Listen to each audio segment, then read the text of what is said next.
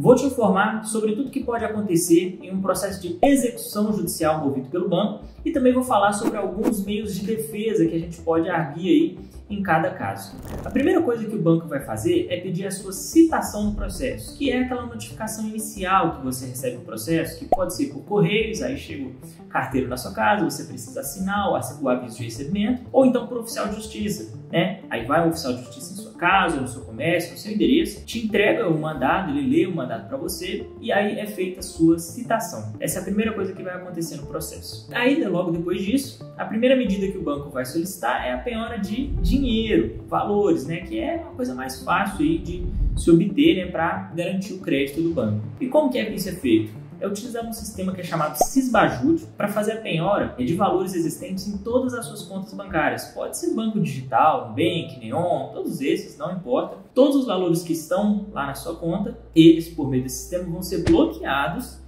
e enviados a uma conta judicial vinculada a esse processo. E aí, o que pode ser alegado como meio de defesa? Se for, por exemplo, bloqueado o valor lá na sua conta, que foi o seu salário, é possível buscar o reconhecimento da impenhorabilidade desses valores ou de pelo menos parte dele. Uma outra hipótese é se for bloqueado um valor abaixo de 40 salários mínimos, mesmo que seja em conta corrente, em conta salário, em conta poupança, se tiver a intenção de poupar, né, intenção de guardar esse dinheiro, reserva de emergência, por exemplo, ou então esse valor for usado para sua subsistência, por exemplo, para pagar seus planos de saúde, um médico que você está vendo, escola dos seus filhos, esse tipo de coisa, também é possível arguir isso como meio de defesa e buscar recuperar esses valores. É possível o banco também pedir, caso você trabalhe de carteira assinada ou então receba benefício previdenciário como aposentadoria, pensão, o banco pode pedir a penhora de geralmente até 30% do seu salário ou do seu benefício, desde que seja garantido o seu mínimo existencial, que aí é um pouco subjetivo isso, mas é o valor que você necessita para garantir as suas necessidades básicas e de sua família. A próxima coisa que o banco vai pedir é o bloqueio de veículos de sua propriedade. É utilizado o sistema Renajut e aí é inserida lá uma restrição de transferência em todos os veículos de sua propriedade. Assim que é inserida essa restrição, você já não consegue vender mais esse carro. E aí logo depois disso vai o oficial de justiça buscar esse veículo mesmo. Vai lá, vai procurar esse carro, né, e encontrado, esse veículo vai ser tirado de você e posteriormente pode ser levado a leilão para abater na dívida. Caso esse veículo não seja encontrado, né, tenha ali alguma ocultação, o banco também pode pedir a restrição de circulação do veículo. E aí, se eventualmente esse veículo parar numa blitz, alguma coisa assim, esse veículo ele vai ter lá essa restrição de circulação, ou seja, ele não pode circular, e aí o veículo vai ser levado para o pátio, né, e vai ficar restrito lá por causa dessa dívida. Como meio de defesa, é possível alegar que você já vendeu esse veículo, porque a forma de transferência de veículo não é pela assinatura do recibo, e sim pela entrega do veículo, pela entrega do bem. Então, se você já tiver vendido esse carro, isso é possível de alegar por um meio de defesa. Outro meio de defesa é falar que esse veículo é imprescindível para o seu trabalho. Por exemplo, se você trabalha como taxista, como Uber, né, entregador, se esse veículo for essencial para o seu trabalho, isso também pode ser argumentado para poder liberar esse carro de volta para você. A próxima coisa é muito importante que o banco vai pedir é a penhora de imóveis de sua propriedade, né? Vai buscar lá no cartório, em todos os cartórios da região, da sua cidade, todos os imóveis que estão no seu nome. Isso também pode ser obtido por meio das suas declarações de imposto de renda, né? Se você declara lá a aquisição do seu imóvel, coisa parecida. O banco pode sim pedir a penhora de todos os imóveis que encontrar, né? Desde que é garantida aí a dívida. E aí o que pode ser alegado como meio de defesa? A primeira e mais comum é a impenhorabilidade por ser bem de família.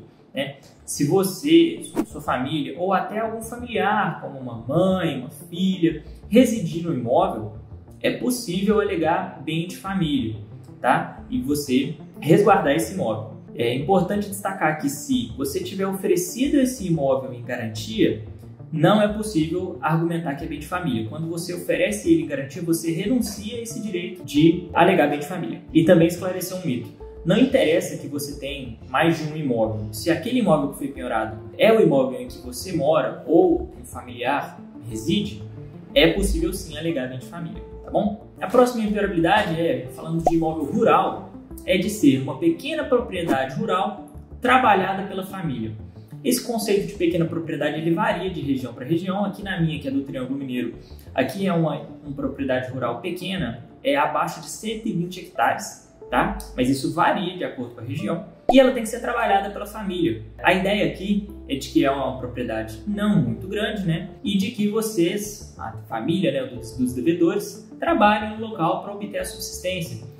Para tirar o leite, tem um pouco de gado, enfim. Não é uma coisa que é explorada, né, milionária.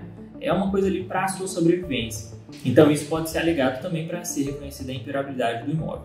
Essas duas são as mais comuns, para imóvel urbano, para imóvel rural. Tem algumas outras, mas isso fica para um vídeo mais específico sobre isso. Outras coisas que o banco pode pedir é o bloqueio de criptomoedas, tá? Podem ser enviados ofícios aí para as corretoras, né? A Binance, Mercado Bitcoin, enfim, as corretoras mais famosas aí. E se você tiver alguma criptomoeda, elas podem ser penhoradas sim por causa dessa dívida, tá? Se estiver vinculado ao seu CPF ou CPJ, né? Claro. E também o banco pode solicitar a penhora de seguro, por exemplo, seguro de vida, previdência privada, tá? Isso tudo é possível de descobrir e ser penhorado para garantir a dívida. Outra coisa bem atípica, difícil de acontecer, mas que é muito divulgado, né, até para colocar medo, é o bloqueio de CNH e bloqueio de passaporte. Para essas medidas serem acatadas pelo juiz, né, impostas para os devedores, são situações bem específicas. Por exemplo, vamos colocar o bloqueio de passaporte, por exemplo. Se lá no processo já tiverem sido tentadas diversas coisas, por exemplo, foi nas contas bancárias da pessoa, não tem nada, não tem imóveis aqui,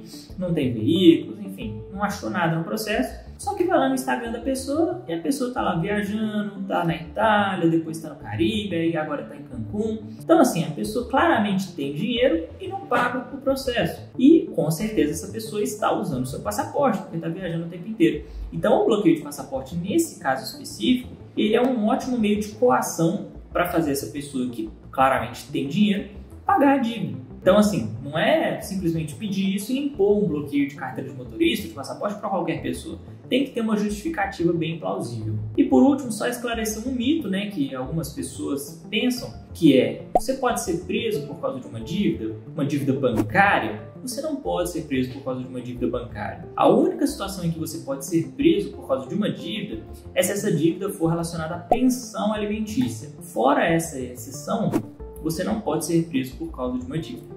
Fato é que o banco vai fazer de tudo para buscar o dinheiro, né? E a pessoa precisa ter uma orientação jurídica especializada no assunto para poder se resguardar o patrimônio que lutou tanto para conquistar e pagar realmente o que é devido. Porque muitas vezes o banco cobra valores acima do que é realmente devido. É sempre muito importante buscar um advogado especializado no assunto para analisar o seu caso, cada caso é específico, né? Cada caso é um caso, e ver os seus direitos, o que pode ser feito no seu caso. Se tiver alguma dúvida sobre o assunto, meus dados de contato estão aí na descrição, fico à disposição.